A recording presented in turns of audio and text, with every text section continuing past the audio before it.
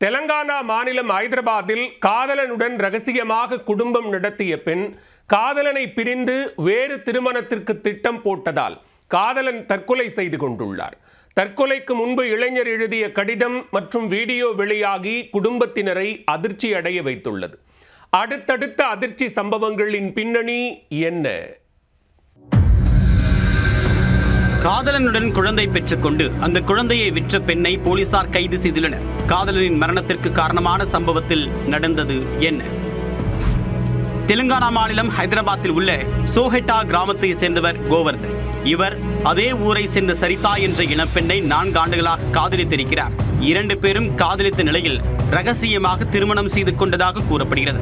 அதனைத் தொடர்ந்து அவர்களுக்கு ஒரு குழந்தையும் பிறந்துள்ளது. இந்நிலையில் காதலனுக்கு தெரியாமல் தன்னுடைய குழந்தையை சரிதா வேறு யாருக்கோ விற்பனை செய்துவிட்டார். மேலும் காதலனை பிரிந்து வேறு ஒருவருடன் திருமணம் செய்து கொள்ள முடிவு செய்து அதற்கான ஏற்பாடுகளில் சரிதா தீவிரமாக ஈடுபட்டிருந்தார்.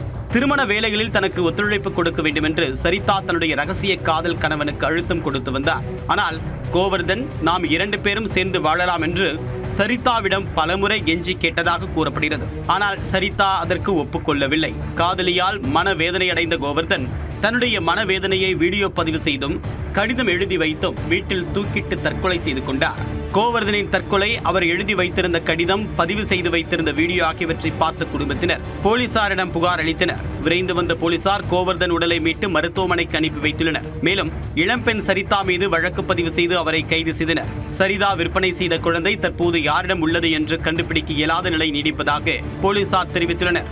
ரகசிய காதல், ரகசிய திருமணம், விற்கப்பட்ட குழந்தை, காதலன் தற்கொலை என்று அடுத்தடுத்த சம்பவங்கள் வெளியே வர இரு குடும்பத்தினரும் இந்த விவகாரத்தில் அதிர்ச்சி அடைந்துள்ளனர்.